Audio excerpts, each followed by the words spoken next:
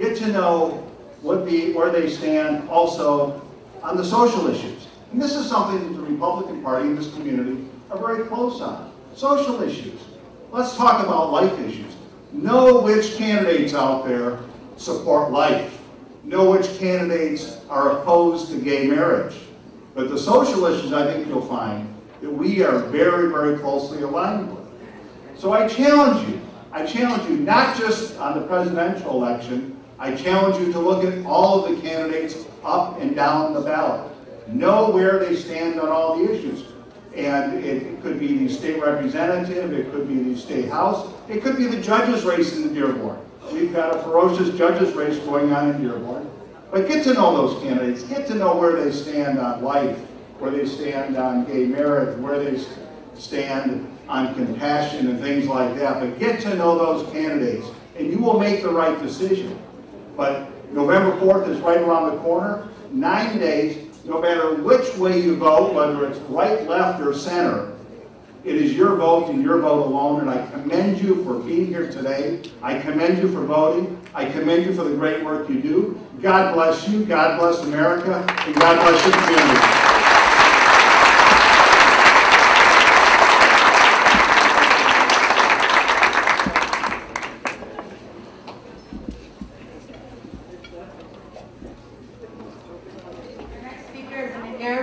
For Obama and state Democratic representative candidate.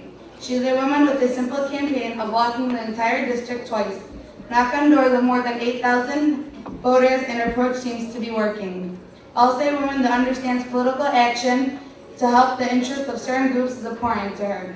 And also a woman that wants to help with everyday issues that occur in our lives. Ladies and gentlemen, Rashida Plata. Assalamu alaikum, my brothers and sisters. How are you? I was asked by Yapac to speak about my personal experience running for office and share this experience and this story with you. And inshallah, it inspires the work of Yapac, the important work of Yapac.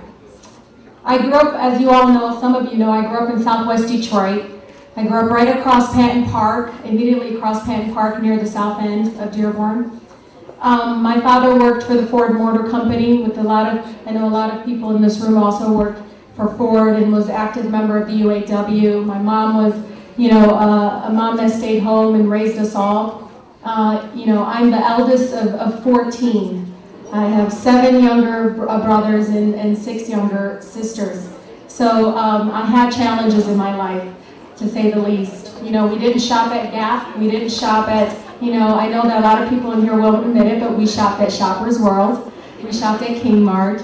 We, shared a very small house in Detroit, very, very small. And, we were raised with a lot of challenges, but it made us stronger, and we've been blessed since then. When I started school, I didn't speak any English. My mother was predominantly Arabic speaking. And when I started, she tells me that I can only sing the Love Boat song. I don't know if some of you remember that sitcom, but she said, Mama, you only could sing the Love Boat song, so they put you in bilingual program. And alhamdulillah, I'm a proud product of bilingual programming and the #1 supporter for those kinds of programs. Now, I went on to Wayne State because my father was the typical Middle Eastern father, didn't want his daughter to go too far. And I graduated from there, and in the middle of my years in Wayne State, I started working full-time. I had gotten married, started taking public transportation to get to college, and started working at nonprofit organizations like Access, like LaSed. And as I went on to work for those organizations, it was something that I decided during that time that I wanted to go on to law school. I wanted to change the world, if you can believe that, and thought that law school could give me the tools to do that. And worked a full-time job while going to law school, and any attorneys in here know how difficult that is. And still, even though I ran for office, I can honestly say that was the biggest, most challenging in my life was going to law school, working a full-time job. But alhamdulillah, I succeeded and got noticed by Representative Steve Tabachman, who aggressively recruited me and took me away from access. An individual who was raised in Farmington Hills but came to Southwest Detroit, where his grandparents originally resided when they first came into the country, and did an amazing door-to-door campaign and unseated an incumbent in that area. But he aggressively recruited me, asked me to run for office. Obviously, as some of you know, I said no immediately, like I always do, because I want to make the right decision. And about 7 no's, it took the 8th yes to say, I'll do it. And I had 7 other opponents by the time I filed. 3 were Latino Americans, 4 were African Americans. And ladies and gentlemen, it is a simple campaign, but it was very hard work. All I did was start door knocking. That's all I did. Door knock, and raise money. But door knock. And door knock about 8,000 doors. 8,000 doors. And you know, before I continue, I really want to recognize, and I made them come, but Ibrahim El-Abed and Raquel Castaneda, my campaign managers. It's funny because during Ramadan, and as I'm working for the Obama campaign, they said Rashida doesn't eat. She's, you know, she's not eating and she's fasting during working for Obama. And Raquel goes, during her campaign, she didn't eat either. That's just Rashida. She doesn't eat during the day. But anyways,